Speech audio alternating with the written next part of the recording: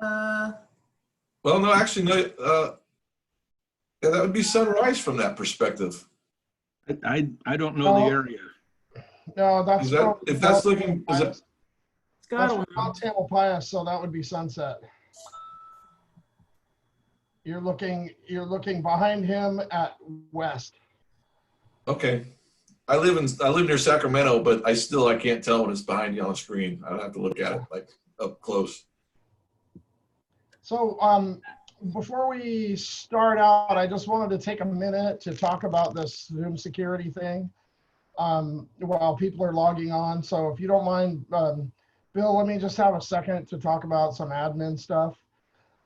First thing was a question that I had for people on, does anybody who's in the meeting, or do you know anybody who is going to have difficulty with a password for the meeting?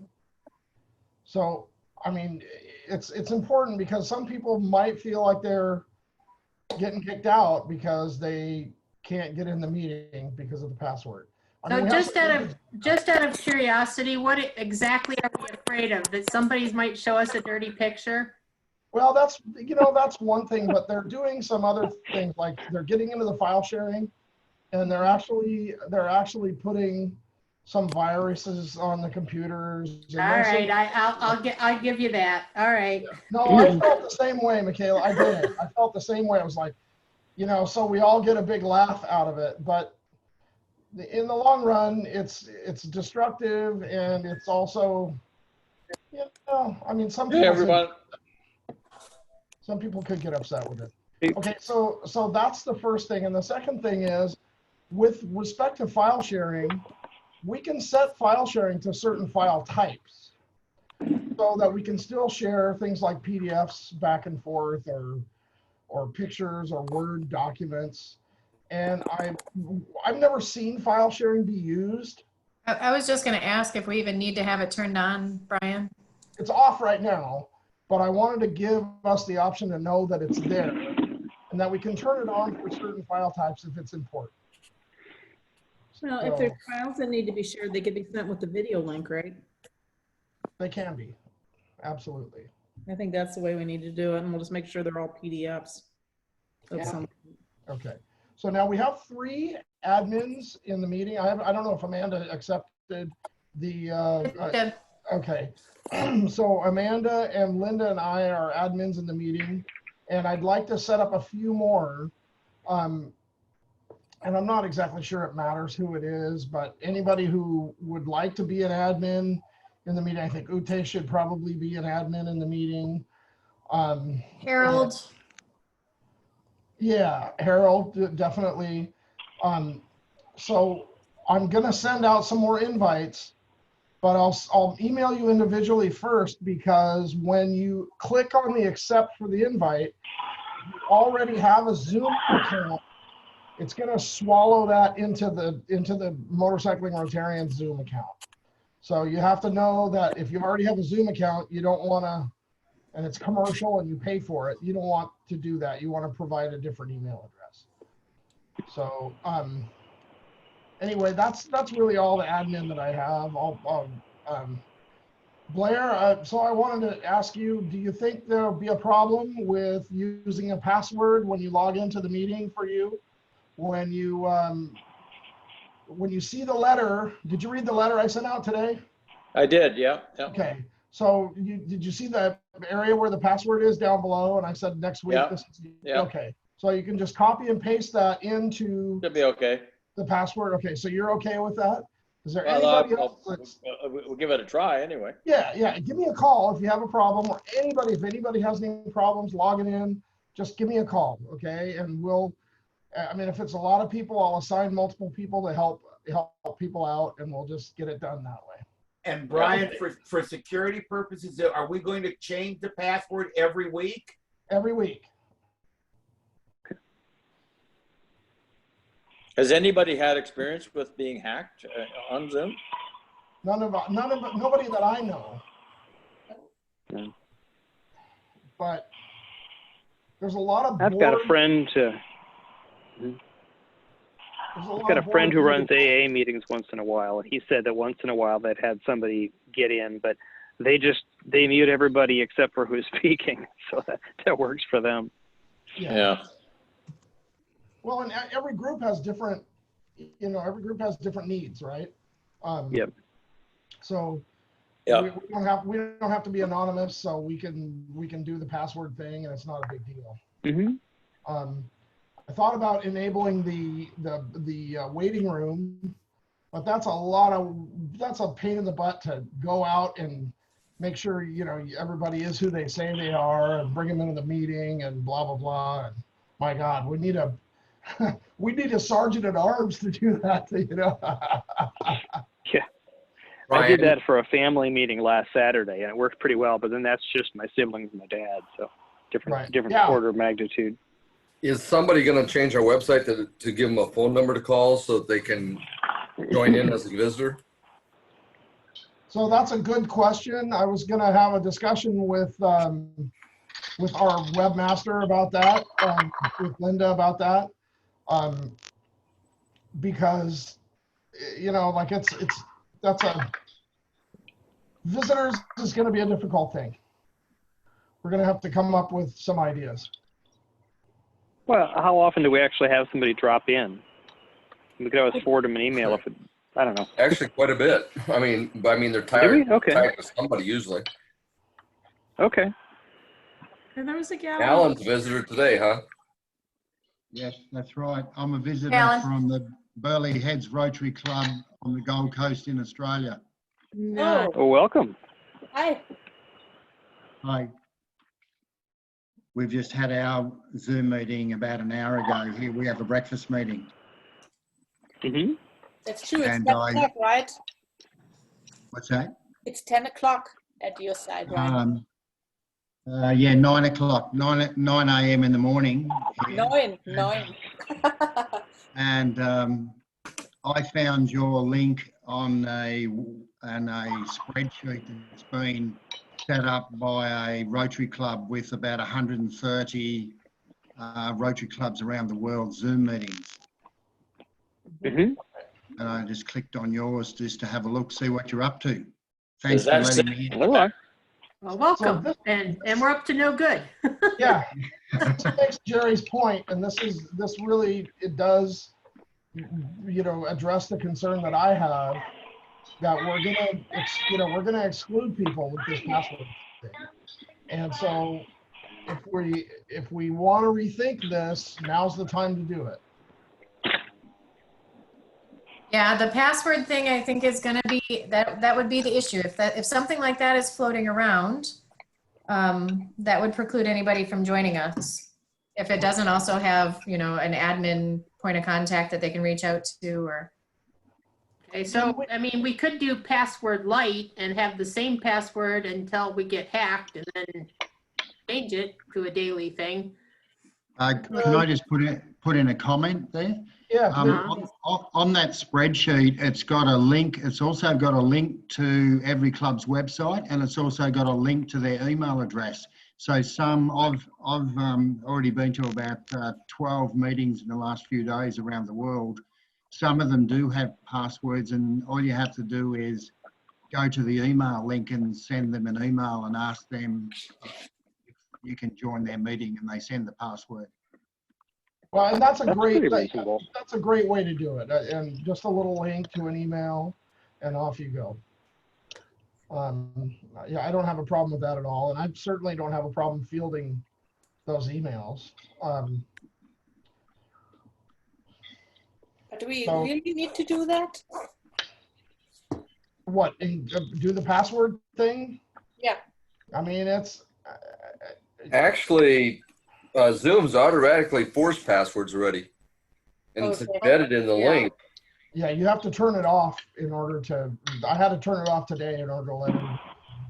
Yeah, but if you send out an invitation every week to our emails, then the invitation will automatically include the password, and you won't have, and it'll automatically send a reminder. And as long as we accept the meeting, then we won't have to worry about having to automatically look for the password in an email. And that kind of solves the problem, doesn't it? No, because we're talking about visitors that don't regularly get the announcement. No, I understand, but then if there's a visitor, then we'll have to field the invite. Or you'll have to invite the visitor by sending them the invite or adding them to that day meeting. They'd get the invitation, or the speaker would be added to the, Outlook invitation. But at least that way, the regular attendees, you wouldn't have to send out a reminder every week. Right. It's one less thing for you to do is what I'm trying to say. Yeah. And any member would have the password in case they can't get to you, they could get to any member for the password. Well, can you eject somebody who comes in who is harassing? Can the admin? Absolutely. Yes, you can. Well, Okay. we can kick them out, and I think with the file sharing shut down and the screen sharing shut down, we're pretty safe anyway. So the real question is, do we want a password, or do we want to go and whistle in the dark until somebody actually decides to try and Zoom bomb us? I'm fine with Yeah, it, reasonable. but it's up to you guys. So Jerry's saying he doesn't want a password. Is there anybody that thinks it's a great idea to keep a password on it? No. No, I don't think so.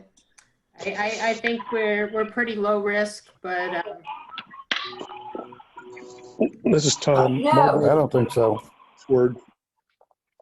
I don't know what the benefit would be of being hacked. Or, I mean, it would be a disruption for sure, but I don't think we're I don't think we're high risk. If we get hacked, it would be a disruption, but it wouldn't be the end of the world. It would be You might hear a bad word, or you might see a bad picture. That's about it. Yep. And you might have to reload some files that you had on there. Or optionally, why don't we wait and see if it happens, then we put a password in. Yeah, that's exactly what I'm saying. All right. Yep. So then next week I'll change the admin letter. Amanda, do you have any feelings on this one way or the other? No, I mean, I'm okay with going with no password for now. And then if need be, I would recommend we just have a static password if we do put one in place. I think that's one of the options, Brian. Okay. Yeah, just one password, don't change it every week. And if it becomes a problem, then maybe we change it every month, or maybe we change it every quarter. Okay. And we can readdress that problem if we actually get to that bridge. So I just received an awful lot of emails from you guys, very concerned about it, and I wanted to make sure that everybody felt comfortable with what's going on. So with the screen sharing and the file sharing turned off, I'm certainly comfortable. But I don't have tender sensibilities. If I see something up on the screen that it's just entertaining to me. So you can't shock me. I've seen pretty much everything there is. That's That's the medical profession talking, right? That's right. That's right. So, important question now. Which Robert is lucky enough to be riding right now? Yeah, I don't know. Yeah. That's Really? right. Fighting. Which Robert is that? I've been waiting to. Bel Air, I've Maryland. been waiting to. Yeah, here he is. Been waiting to ride all day. Which, Not up here, it's cold. which Robert is it? Mine We are got a just couple. sitting there. Hello, can you hear me? Yes? Yep. Which Robert? You can? Yeah. Robert Preston. Ah, good job. Hard to see with the helmet. Been a good day. Anytime you can get out and ride. That's true. Go ahead, rub it in. I intended to ride today, but I ended up all day working on a lawnmower. I've seen the pictures. I did that. And I'm I getting did that nowhere. early, so I didn't have to. The manual. I'm getting nowhere. I can tell you though, there's going to be a lot of mice die this next year. So the Mises are getting the better of you, Jerry? Them little bastards chew too much stuff. Gary, what's a no-turn lawnmower? Zero turn lawnmower? The particular one I have is about $3,000 used. It's just if I mow with a regular type riding lawnmower here, it would take me probably 3 or 4 hours. The zero turn mower takes me about 40 minutes, 30 or 40 minutes. It's just What does that usually a mean, nice zero wide turn? deck and it It's, makes a tight it circle. can spin on itself. It's brake driven wheels, hydrostatic wheels. It's like you see commercial mowers have them. In fact, this is a commercial mower. Like a gold wing. With that, I'm going to go ahead and turn this meeting over to Bill, who's going to talk to us about Shelterbox. So Bill, this is our first night with the video. I'm going to make you a co-host, and I'm hoping that you'll be able to share your screen if you need to. But if there's any glitches, then let me know. I can do either way, and thanks for having me here. And please, Robert, don't look at your screen because I do have PowerPoints I'm going to use, and I will send you a PDF of all the slides so you can read them at home, which is much better than reading them in a hospital. And I'm sheltering in place literally here because my wife is in healthcare and she works in a hospital, so I'm not even going to the store myself. I figure if she brings something home, it'll just be between us, you know. So anyone on the call that's doing anything with healthcare or first responders or anything, thanks so much for what you're doing. I hear about it every day, and it's you know, it might not be in your community, but I know this is an e-club, so folks are all over the place, so it's hitting us all differently. And at Shelterbox, it's been real hard. We can't get people across borders, but we can still get gear across borders. So we aren't at a standstill, but we're certainly overcoming a lot of obstacles because even shipping is real slow to do on a global scale these days. So I am going to share my screen here, and hopefully everyone will see it except Robert again. Just listen along. I'll describe it pretty good for you. The rest of you, I take it you see it because I just saw the light change in everyone's face. Little tricks you learn when you do about 4 of these a day. So Shelterbox was started by a Rotary Club and in England, and it's the Cornwall section of England in the Helston Lizard Club. And it was their millennial project. So in 1999, all the clubs were tasked with coming up and doing something for the year 2000. And this is exactly what they came up with, a standalone disaster relief organization. So it's not part of the Rotary Foundation. It's not a Rotary project, but it is, and it has become, I should say, an official project partner of Rotary International. And I'll kind of explain what that all encompasses as we go along. So the whole thing, the whole idea was proper shelter. This group of Rotarians in this club looked at disaster relief over the latter part of the last century, and they saw a big gap in proper shelter. And then they also saw that oftentimes gear's delivered and it's like parachuted in or dropped off of the back of a truck. And that's not the way Rotary clubs do business in the world. So they were thinking that's not the way that this organization, Shelterbox, is going to do business in the world. We're going to hand deliver aid to the families that need it most. And so that was kind of the premise and still is the premise of what we do. We've branched out also from tented shelter to give families options with tarps. It's a lot, you can do a lot more with a tarp than you can a tent. I know most of us on the call here today, we'd say, hey, tent, and I'll take it any day of the week. But in a lot of cultures, they're looking at tarps and tools and thinking of all the additional things those things could be used for as time goes by. And so the shelter kit was developed. And it's a lot more lightweight than the box itself. I've got a few motorcycle pictures mixed in here today. They might not all fit the screen perfectly, but it's a motorcycle club. So, you know, how can you not have some motorcycle pictures? This one here is a shelter kit. And, you know, you see you still got room to bring the loved one along with you when you pick up your gear. There's a lot of also auxiliary gear, household items that really make a difference in so many different ways. Everything from pots and pans to mosquito nets and solar lights, rope and blankets and tools, both big and small. And these kitchen sets, they're used a lot. You know, there's some amazing food organizations out in the world. I know you guys know Chris real personally. He's in your club, and they do wonderful work. We also, we don't do food, but oftentimes the food that's delivered in areas of the world don't always have accompanying means for it to be cooked. And so these cooking utensils that we provide make a big difference in the lives of people around the world. But it's really not about the gear, you know, it's really about the families that we help. So we always try and find the most vulnerable segments of a community. And those are often the women head of households, the child head of households, families that have young babies or elderly, multiple families living under the same roof. These are all examples of what the most vulnerable segments of populations are made up from.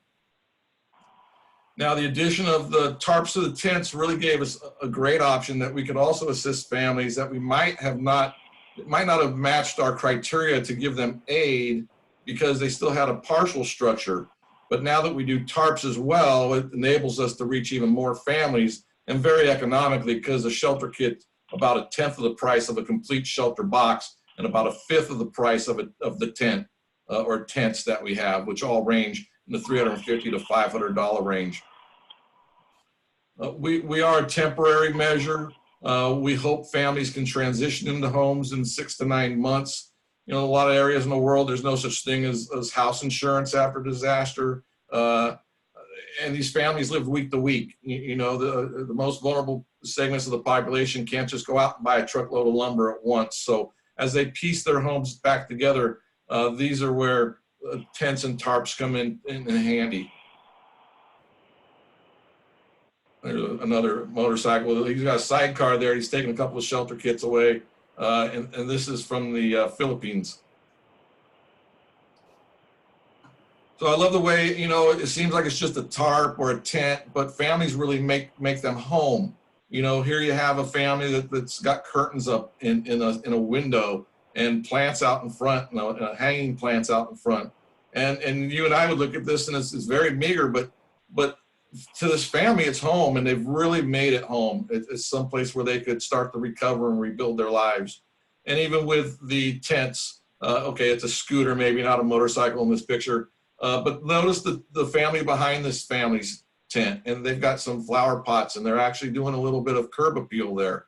And so, you know, that's really a transition from someone who's hovering under a temporary shelter and having something that's either a tent or something they've constructed from tarps, and it's someplace they can call home. And it's a big difference maker in their lives.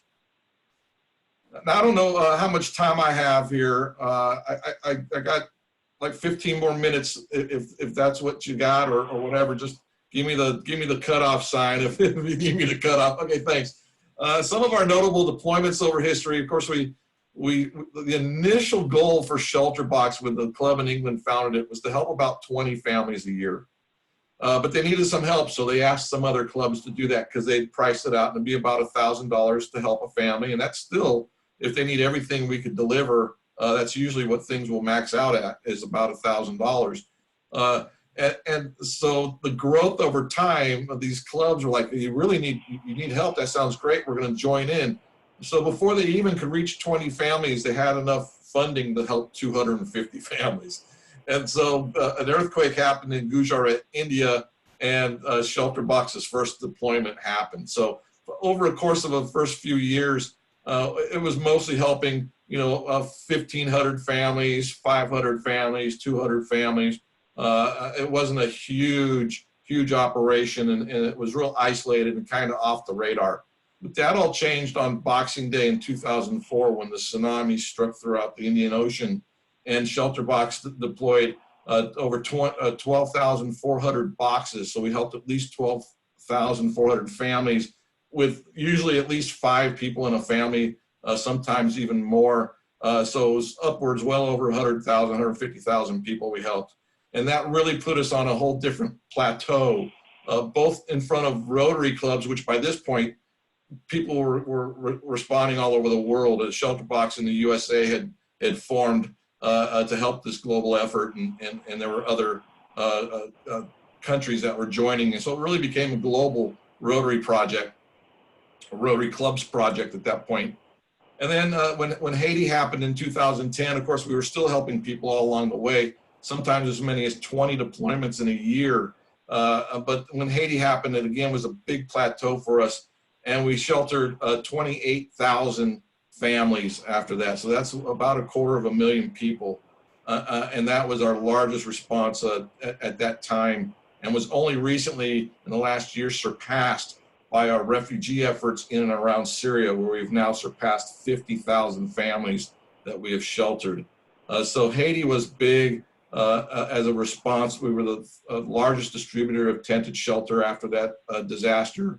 And families did live in the shelter box tents there for at least 5 years, in some cases even 7. We've lost track with any of the recipients from 2010. I wouldn't doubt it. There's remnants of a tent still being used for one thing or another. And then the shelter kit, which I explained a little earlier, and you saw on the motorcycles, that was rolled out in 2015. So it really gave us a big boost in the number of people we could help in any given year. And then Syria crisis, like I mentioned earlier, we've been responding there since 2012, surpassed 50,000 families. This picture is taken from 2013, so these kids are teenagers now. And all they know, of course, these tents have been replaced with permanent shelters. This camp grew very large with tents, and then it was slowly replaced with permanent shelters, or semi-permanent, because nobody wants to stay there, but permanent as opposed to a tent shelters in northeast Iraq. So over the 20 years, we've helped over 1.5 million people. We've responded in over 100 countries and over 300 disasters, and none of it would be possible without Rotary. And it's really grown to be one of the largest success stories in Rotary. The need's so big out there still, though. The number of natural disaster displacements right now is pretty much what would be considered a global average, because of 15 to 20 million people a year is not unusual on a global scale of people displaced by floods and earthquakes and even drought, volcanic activity, tornadoes, whatnot. Not that you should ever whatnot a disaster, but the number that really sticks out, though, is the conflict number, and 70 million people is a number greater than all of the great wars of last century combined. So World Wars I and II, Korea and Vietnam being the 4 major wars in the United States, and you could even throw in all the Middle East conflict as well. It doesn't equal 70.7 million combined. The main reason of this is the world's so populated today that even though the world may not be at war, there's enough skirmish around the world to displace an incredibly large number of people. And there's 5 people, including the sidecar, and they still got room for a shelter kit on top of that rig there. So, okay, so how it all works with Rotary. I mean, it's a Rotary Club project, but it's really they're a big part of the donations that come in on a yearly basis. Although the fraction has gone down, that doesn't mean the money's gone down. It just means we're reaching people outside of Rotary, and that in itself is a big success story for any organization or Rotary Club that starts a nonprofit in their area. To be able to reach beyond that area of Rotary and those donor bases is great. There is a club in Rhinebeck, New York that started the Hero program. We rolled it out across the United States. So clubs, whether they're big or small, could be Hero clubs, and we report back to the district governors and let them know who they are. And we send out certificates and stuff like that so they could be acknowledged, digital badges for websites and whatnot. And we've got around 500 clubs on an annual basis. It's a Rotary year, so every year we got to count up to reach a goal of 500. So if you guys want to be a Hero club, there's always room. And if the DNA of what we do is based in Rotary, but the heart and soul is our volunteers. They do all kinds of amazing things. There's club champions that report back to their club. They just keep the club informed of what Shelterbox does around the world.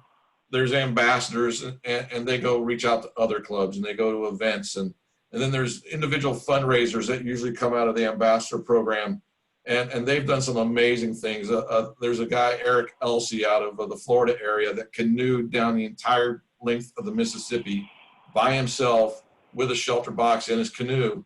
And there's a lady that in 2 years, because she needs to work up to it, is going to canoe the stand-up paddleboard the Mississippi with a shelter box tent on the paddleboard, and it's going to take her all summer long to do that. So a challenge out to anyone who's into doing fun motorcycle stuff for a good cause. I could get you an empty box. We can put some gear in it. We won't load you up with tons of gear. You can throw your own gear in the big box, strap it on the back of the bike, do the 50 states, raise some money, have some fun along the way. I think you're a perfect audience to help Shelter Box in that regard. Now, the response team members, they're the brains and the brawn of our organization. They're the ones that go out into the disaster areas and deliver the aid, work with local Rotary clubs. Most of our response team members based in the United States are Rotarians. And if you read the Rotarian magazine, you might recognize a couple of guys in here. Ned Morris is pretty much in the middle with the tall guy. And then Wes on the far right. They've been written up in the Rotary magazine with full articles, one describing the response team training, and that's a great read. It's a couple years ago, but you can find it online. And then more recently, with Ned going to Paraguay and after a response to flooding and seeing the impact we made on the people there in Paraguay. Rotarians all over the world help us by providing warehouse space so that we can get gear pre-staged around the world. That way, we avoid the high cost of that fast shipping to get into an area, and we minimize it because we only have to take that last leg of a plane ride. So we have gear in the Philippines and Australia, in Belgium, because it's really good to get it out of the airport there. It's really fast and convenient for us in Dubai, so we could reach all of the African continent. So Rotarians donate so much space for us. It's a great asset to what we do. Transportation, translation, all these things in the area where the disaster strikes. About 9 out of 10 times Rotarians are on the ground. They're the face of what we're doing. So the people are familiar with the people who are responding with aid to help. We send very small teams. Rotarians also play a major role in information. If I were to come in any one of your communities and try and find the most vulnerable segment of that community after disaster strikes, it might take me weeks. But if I came to your Rotary Club, or you as a Rotarian in that community, as you're an E-Club, it could be anywhere. If I came to your E-Club looking for a community and found it, you let me know where the most vulnerable segment is in a matter of minutes. So that relationship of the Rotary network of information around the world helps in so many different aspects of what we do. And then being the face of the disaster. So we send real small teams. We're not a large organization. We have about 150 response team members globally, and we send teams of 3 to 6. Most of them are volunteers, so sometimes it's who's available, but they're very small teams. So it's very important for us to partner with the local Rotary groups, so they're the ones that are out delivering the aid. And then when we're leaving or after we've gone, we make sure that we get back in touch with as many of our beneficiaries as possible. And the easiest way to do that's through the local Rotary clubs. They'll go and give them a series of questions, or sometimes just as simple as smiley faces and frown faces and a piece of each gear that the family received. So we get an overall idea of how effective we were, if there were any gaps left, and what we could do different next time so we can continue to evolve as a disaster relief organization. Now, we never intended to be a savior for any particular Rotary club, but we do see this wherever we work.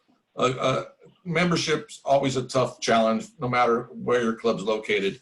And when you get in that negative feeling as a club, quickly members start dropping off. So when we responded in the Philippines a couple of years ago, we got a thank you letter from the club, and I outlined it with 3 of the main points. And one was they didn't think they would reach their 50th anniversary, which was soon to come. When they were the people involved in their relief effort, it really instilled them with energy. And because they were the face of it, their community was drawn to their club, and they now have new members coming in. So I think that's a wonderful aspect of this partnership that could easily have been overlooked. And that's got to be those 1, 2, 3, 4, 5, 6 shelter kits is about 300 pounds in this picture. I give the guy $120 sitting on top of him, so that's 420. The other guy maybe what 140, 150, so that's about 600 pounds on that bike. I don't know, you guys, he's gonna make it over that gutter. I'm not too sure. It's another picture from the Philippines. They love their motorcycles there, I'll tell you what. So that's a quick look at 20 years for Shelter Box. I could certainly go on, but I know that everyone would probably wants to talk and get along with each other some more. We do a wonderful work with refugees. I'm just going to fly through some pictures.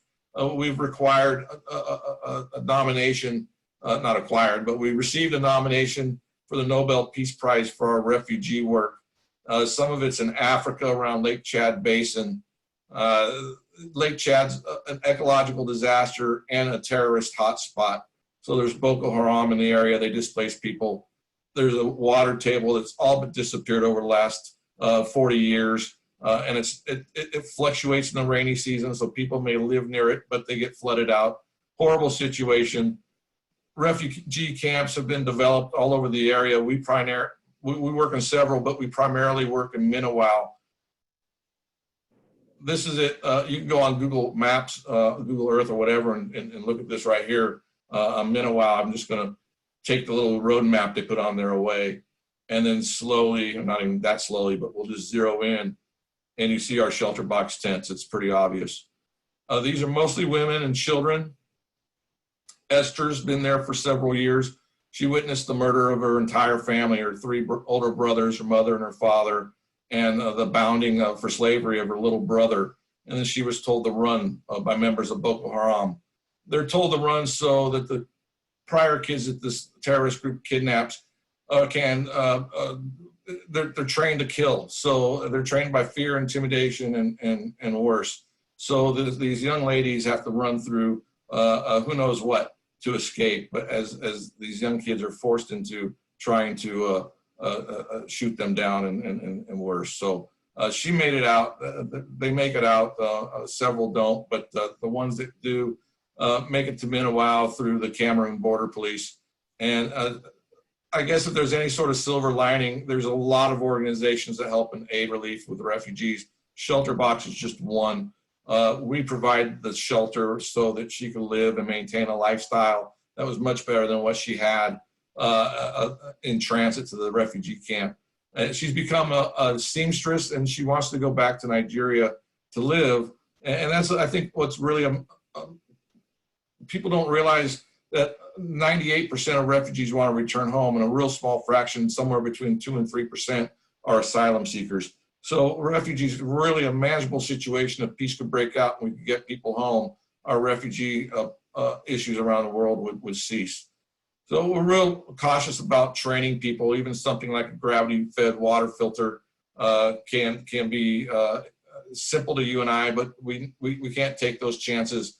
The water table in this area is not reliable, and we can't take a chance that people don't know how to use something even as simple as a gravity-fed water filter correctly. So we make sure that we provide training. And again, we do assessments, and we make sure that people are getting what they need. It's not always 89 or 98, 99, 100%. We're never going to be perfect. There's always room for growth. Syria, we've been there for several years. From the 1930s through the 1960s, there was Rotary there, but there isn't any longer. So we really have to rely on other groups like ACTED, Hand in Hand for Syria. And they get, we partner with other external groups like Relief Aid out of New Zealand, and then work with Hand in Hand for Syria or the Bahar organization, groups we've learned and established trust with within Syria, and then they can deliver the aid for us. And it doesn't always come in a green box. We don't have time to repackage stuff. These families need help immediately, so we get it there however we can. And that's a real recent photo within the last 3 months, the family we helped inside Syria. So that's what I have. Thanks so much for your attention here. I'm going to figure out how to stop sharing my screen. There we go. I'm back, and you're back, and I can take any questions. And thanks so much for your time. Good job. Thank you. Thanks. Bill, how do you identify where you're going to be sending a shelter box? That's a real good question. There's a lot of things that go into our decision to deploy. The basics roll down to one, there has to be an international call for aid. So the country has to say that our internal resources are overwhelmed. We need aid from outside of our country. And that's because we look at the world as one entity. We're global disaster relief. We can't run around within one country chasing disasters. We're always looking at the world. And then when there's competing disasters, and it's a horrible term to have to use that, but it really is because we have limited resources. When we're faced with a one or the other choice, we look at things like how many aid agencies are responding. Are there gaps in shelter that we know about? What does Rotary know about the relief efforts in these communities? And even things like where do these countries stand on the a global index scale? So a good example happened just last year with the Bahamas. We sent an assessment team there. They worked with Barry Rassin. They worked with the International Red Cross. They worked with the International Office of Migration, which is a UN office. They did an assessment on Abacos Islands. At the same time, in Bangladesh, they'd had a horrible monsoon season. A lot of people live on spits of land within a rivulets, I guess, for lack of a better term. I'm not super familiar with the term for the terrain there. But the entire landscape had been reshaped due to the amount of water that came in. So people had no land left. They had far fewer aid agencies responding there. And overall, there were many, many more people that needed the aid. So we had to make a real difficult decision because one's right here off our coast, and there's a big draw for Rotary members in the United States to support the Bahamas. But on the other hand, we can't play favorites in any way, shape, or form. We have to look at where our resources are and how we could best apply them around the world. So we made a difficult decision to do our relief efforts in Bangladesh. So as Rotary Relations Manager for the United States, I spent about the next 6 weeks explaining the clubs that sent us checks saying for the Bahamas and memo line and having to tell them that, I'm sorry, we don't have an account for the Bahamas. This is what we decided. And I could certainly send your check back or here's some options if you'd like to continue to donate to us. And fortunately, about 80% of the funding that came in that was memoized or directed towards a disaster, we were able to hold on to. And that really helped our relief efforts in Bangladesh. So it's real easy to look real close for disaster. I live in Northern California. Paradise is an hour and a half drive from me. And I had friends that lost their homes when their town burned down. But again, Shelter Box wasn't the right fit there for several reasons. Fire zones is not a place to put a tent. It's a chemical wasteland. But aside from that, my heart bleeds for them, and I donated for that. And our club did a whole in the wintertime did an ice rink, which is unusual for our area because it's warm. That supported that. But a Shelter Box, we're in areas that there's simply not the kind of support that we get here in the United States. So I know that was a long-winded answer, but thanks for the question. It inspired me to talk about it. Thanks. I was gonna say, thanks, Tom. I've seen Shelter Box on the big screen. If anybody saw the movie San Andreas, towards the end of the movie there was one right behind Dwayne Johnson. Yes, good. And that's on all the time too on some network, TNT, I think, or one of those channels. That's a funny story. That was actually all filmed in Australia. So that whole scene is, with the exception of, I think they put 2 Shelter Box tents up. The whole thing's CGI, other than like the people and whatnot. They contact through Rotary, who was a Shelter Box ambassador, knew someone who does production design or something for a company down there. And they caught wind that they needed some sort of disaster tent or something that they were looking for. And he goes, hey, I know somebody, and quickly got on the website and said, how would this work? And we were like, we're all for that. It was used in really good taste. Everybody's happy at the end of disaster movies, right? So not that I don't think I'm doing a spoiler there, but it was good exposure for us. And another one on that is if you're familiar with Luminade lights, the Luminade light was designed by 2 women in the Chicago area. I forget what specific university. But we partnered with them early on through some Rotary mutual friends, and their light is solar powered. I've got one right here, but I don't know how well it'll show up. Oh, yeah, it'll show up pretty good next to me there. So it turns on. And then it turns out about a year after we developed the partnership with them, they applied and got on Shark Tank. So it's like season 5 or 6. If you just do like Shark Tank and Luminade on the old Google there, they'll come up. So they got a deal with Mark Cuban, and then the next year they were we suggested to them to Mark and their producers that it'd be great to do a follow-up on an actual deployment. And they said, hey, that sounds like a good idea. So the follow-up to that episode, the Where Are They Now, whatever they call them, is a wonderful, and I'm pretty sure, I haven't seen it in some months now, but I'm pretty sure Rotary Emblem shows up there as well. So another great PR piece for us. Oh, good presentation. Thank you. Thank you. Yeah, excellent presentation. Do you guys get any pushback when you go into places like Syria or where Boko Haram is, those guys? Do you get any pushback from the locals? Not the local people per se, but just the bad guys. No, that's a real good question, Linda. We have had partner organizations hand in hand for Syria have an office bombed a couple of years ago. Most, if not all, of the gear that we send in those areas are, especially tents, are unbranded. So even if the locals, not the local recipients, but as they cross the border, we'll even use a little bit of bleach and whatever we can to unbrand them so that we don't create a side for anyone to think we're on. We have helped people in need, and who they believe should be in charge is secondary to the need that they need to survive. You know, I won't say we go behind enemy lines. We really align with who we need to, being based in the UK and affiliates in Australia and the United States. I mean, pretty much our sides are chosen for us, but we do need to get in those areas and help. In Cameroon, we're well enough protected. I won't say we're 100% protected because the vetting process to get people into the camp takes a number of weeks. And in those times, and that's why it's so important for us now with the COVID virus and coronavirus thing going around, they're held in these collection centers as they're vetted to come in. And so it's quick for us to get them out of those collection centers and into family units so that, they could isolate. So that being said, the vetting process is very important. It's not done by Shelter Box. It's not done by Rotary. It's done by the United Nations Council for Refugees and the International Office of Migration, which are two of your primary relief camp management organizations in the world. And they vet people.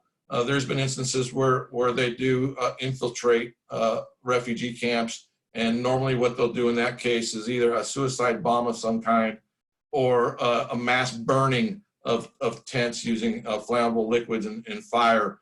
Fortunately, none of that has happened in anywhere that Shelter Box operates.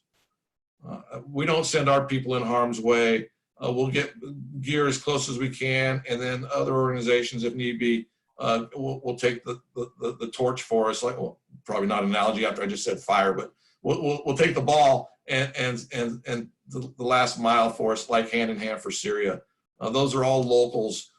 If there was Rotary in Syria, Hand in Hand for Syria, those men and women would be Rotarians. They're store owners. They're families that are just displaced and don't have anywhere to go. They're doctors and lawyers, and they're just people trying to help people.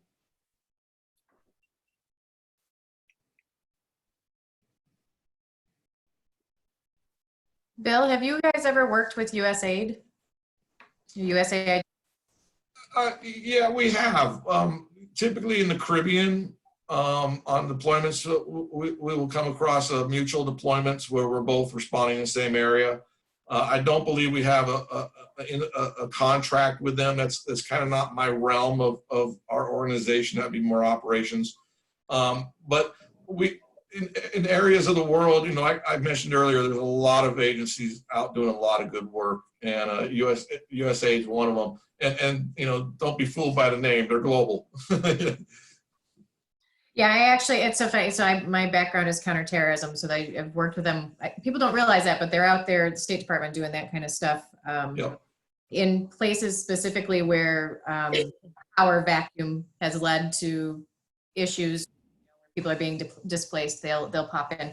So the reason I asked is, back to what you were saying about trying to avoid any kind of political issues and branding, to make sure they're one of those that can be a little polarizing. So I was just curious if you guys had worked with them.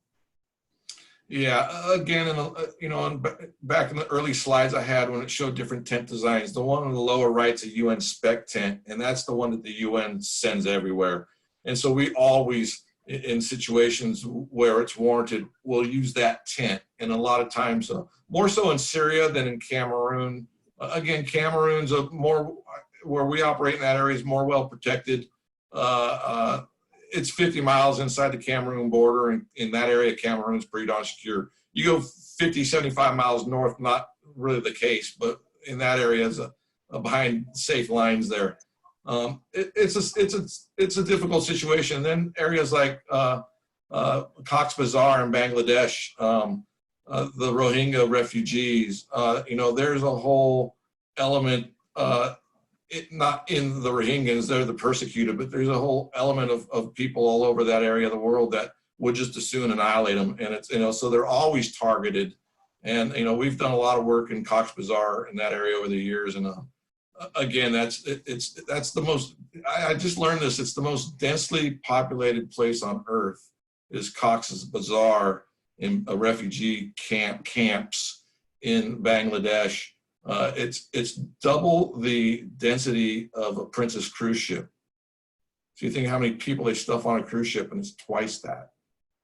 So those folks, there's even individualized. I have a picture. I didn't include it here, but I have a picture of a family, and it looks like they're in a tarp-based tent, and or a tarp-based unit, and they are. But what you don't realize is it's the size of like what you would find in a nursery, those overhead nursery things, not the big ones you see in the fields, but maybe 50 feet long.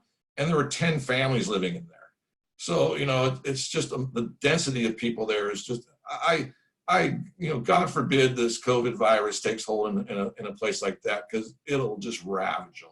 I know it's kind of off topic there, but nothing's really off topic, because the more families we could shelter prior to this disease hitting humanity, the better chance they have at surviving. So, again, it's back to the more support we get year round, the more families we continue to shelter around the world.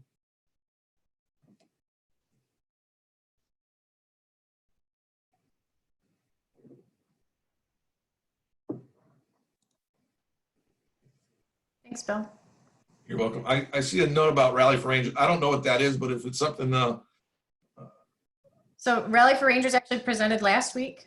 It's a group that they raise money and buy motorcycles, and they go to remote places where they ride the motorcycles for like 1,500 kilometers and then hand them off to the park rangers when they get there. And they're in places in Mongolia and in the Andes I think it was the Andes Mountains, but very, very rural places. And the reason I put that in there is I wonder in Kashmir and areas like that where there may be avalanches or earthquakes that cause mass displacement. If that's something that you guys could team up with to somehow get the shelter kits into places like that. So they would be part of our supply chain for transportation then, and they're able to get their own potentially. I mean, that's motorcycle? not what. That's not what they're set up to do. They're set up to do exactly that, which is go ride motorcycles and give them to the park rangers.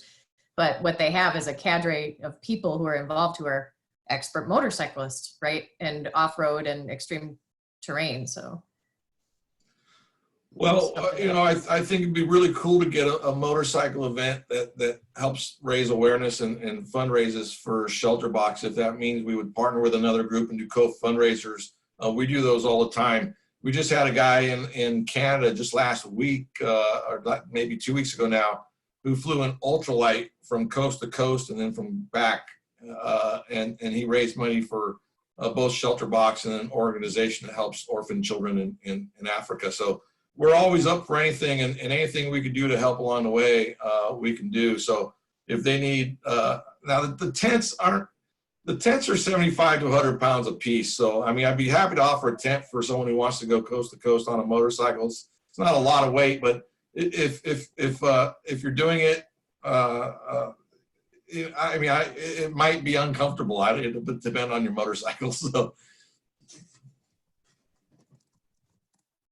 That's why I have a trailer for mine.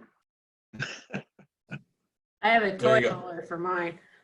I don't know if any of you are familiar with Motorcycle Bob out of Folsom, California. He was stricken with polio as a child and couldn't really walk real well throughout his life, and then post polio struck, and that's even worse because they were told he wouldn't walk again and stuff like that. And he's a motorcycle guy. You know, he's got the language, and he wrote a book, and it talks about how he really said things back then. But he was like, you know, take that, doctor. I'm going to buy a motorcycle and ride around, you know, the world or whatever. And he's ridden over 1.2 million miles raising money for Polio Plus. I don't know if he's not much online, but I'll reach out to him. He's an associate member of our club, Bill. What's that? He's an associate member of our club. He's Oh, great. to us, and half a dozen of us here have ridden with him. Excellent. Yeah, he and I are pretty good friends. We've collaborated on nothing for. I've helped him, and he's helped Shelterbox, but nothing real serious together, because he's always said when we get down to zero, then he's going to start raising money for Shelterbox on the motorcycle. But you know, that's a whole other issue with, you know, the polio thing in the world. We need to get that taken care of, and hopefully Bob will still be riding by the time we get down to zero, and he can take a ride with a green box on his sidecar.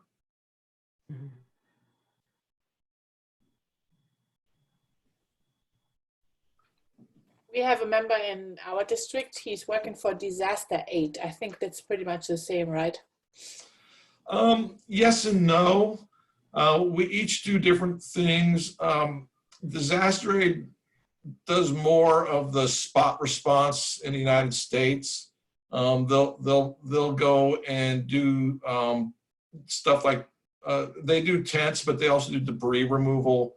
I know they've even gone in and tore apart after flooding sheetrock in homes and stuff like that. Yeah. That's things that they do that we don't do. I think globally, I think the outlooks are different. They're more independent country by country and do less cohesively for something on a global nature, where Shelterbox doesn't do anything based on what country we're in. We're always looking at the world as a whole. I know quite a few of the guys in Disaster Aid, and I got nothing bad to say about them. They're a good organization, but we're both in disaster response, and that's a wide range of things. So yeah.